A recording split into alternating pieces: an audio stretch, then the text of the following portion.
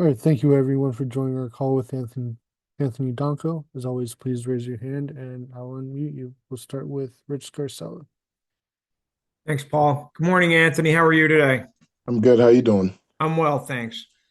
Anthony, what has it meant to you blocking for the last 2 years, especially for two guys who have been as successful as Katron and Nick? What's that been like for you? It's been a blessing and a privilege. I mean, those two backs are one of the two best backs in the nation, in my opinion.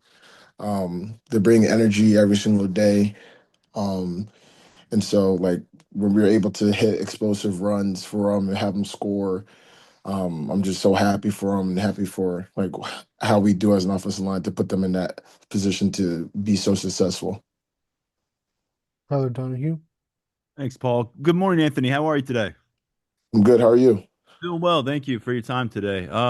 Obviously, James Franklin hired as Virginia Tech's new head coach on Monday. I'm curious what your reaction is to him getting that opportunity, and ultimately, have you had any kind of contact? Had you sent any message to him since he took that job? I'm incredibly happy for him. I mean, he's an amazing person, first and foremost.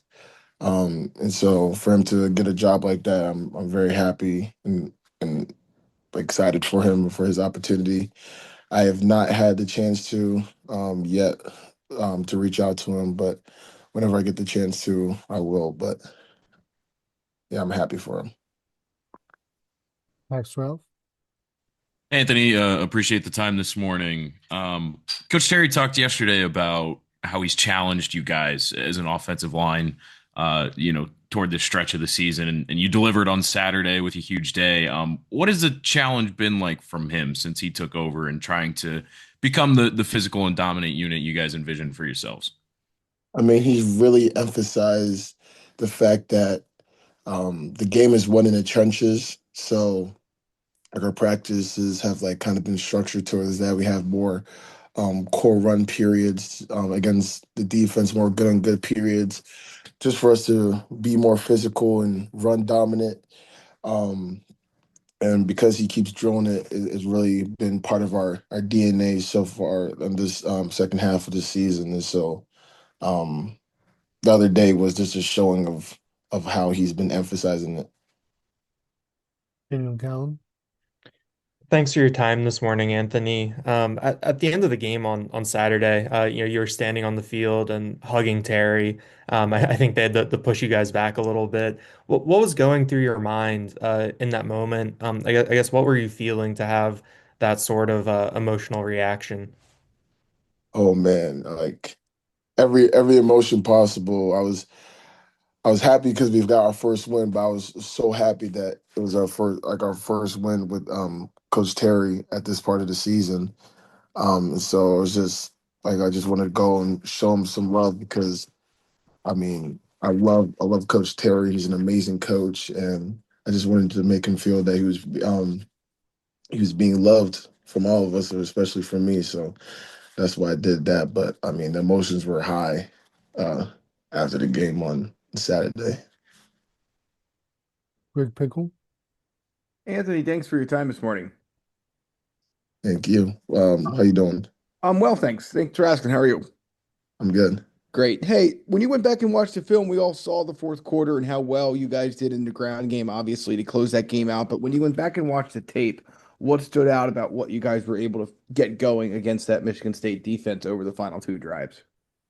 Um, Really the wear and tear that we had on them in the first three quarters. I mean, when you're doing like being a run heavy team, like what you do is you just keep pounding the defensive line and until like they get tired and wear them out, and then once they're wore out, that's how you get those explosive plays in the latter half of the game. And so that's what we ended up doing, and that's how we had so many explosive plays towards the end of the game. Joe Smeltzer. Hey, Anthony, appreciate the time. So, with Saturday being the last game, the class of 2022 will play at Beaver Stadium, most of them anyway. Coach Terry pointed out yesterday that they had won more games through 3 seasons than any 3 year period in Penn State history. I was just wondering, when people reflect on this class, how you think that they should be remembered.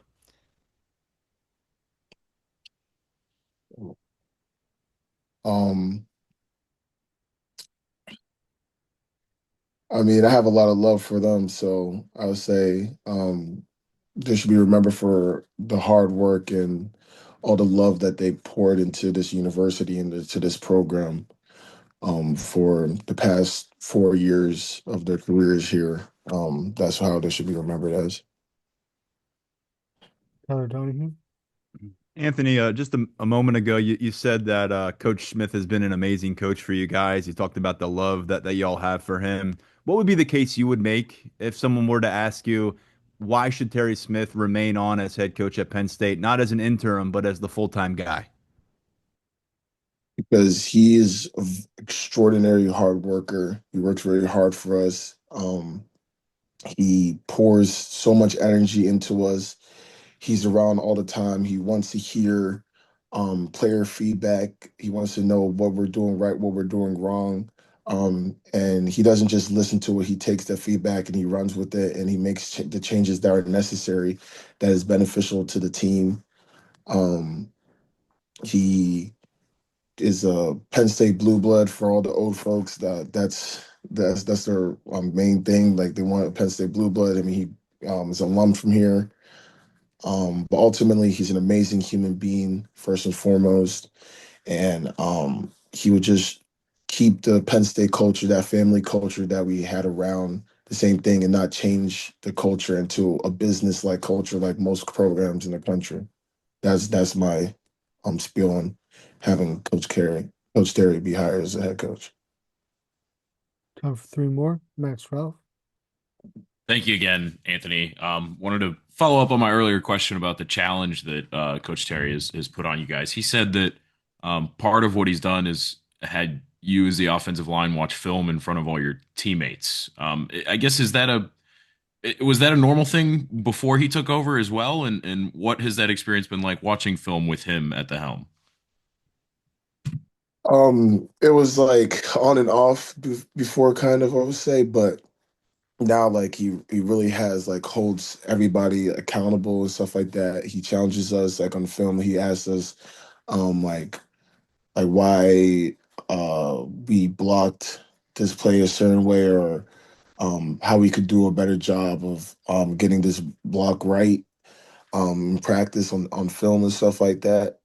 Just to hold us all accountable and like he also puts up the good stuff that we're doing and shows how like we're able to how we're blocking is affecting how the running backs are able to see the hole and be able to hit explosives or how we're protecting is affecting how Gronk is being able to deliver big, huge down the field throws and stuff like that. So I personally like it because again, it holds us accountable and it also shows the good and the bad that we're doing. So Daniel Gallen. Thanks again for your time this morning, Anthony. To go off the question about the senior class, on that offensive line, Shelton, Vanga, Dawkins, and Rucci are all academic seniors, or I guess beyond that in Dawkins's case.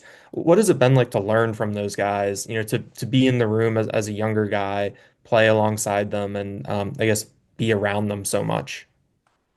um, it's a huge blessing, man. Like I love them boys to death. Like those guys are really my brothers. I'm roommates with Vanga. We live in the same apartment complex as Drew, so we see him around all the time. And Nolan and Doc, I mean, we're always around each other all the time. So like, especially like with Doc, my relationship with Doc and like all those other guys, like it's amazing. I love them to death.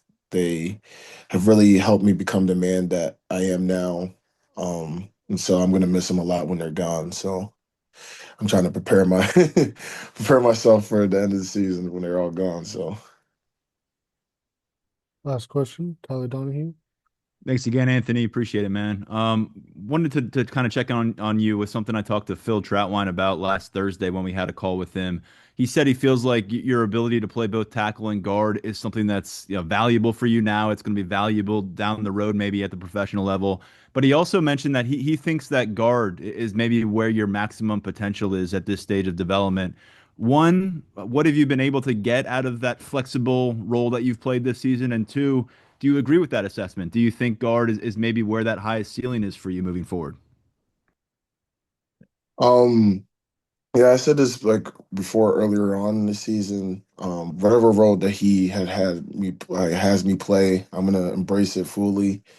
And so, for me, it's a real testament that he has a lot of faith in me and trust in me to be able to play both positions because not everybody knows, but it's very hard to do both at a high level. But I love both. I love guard a lot.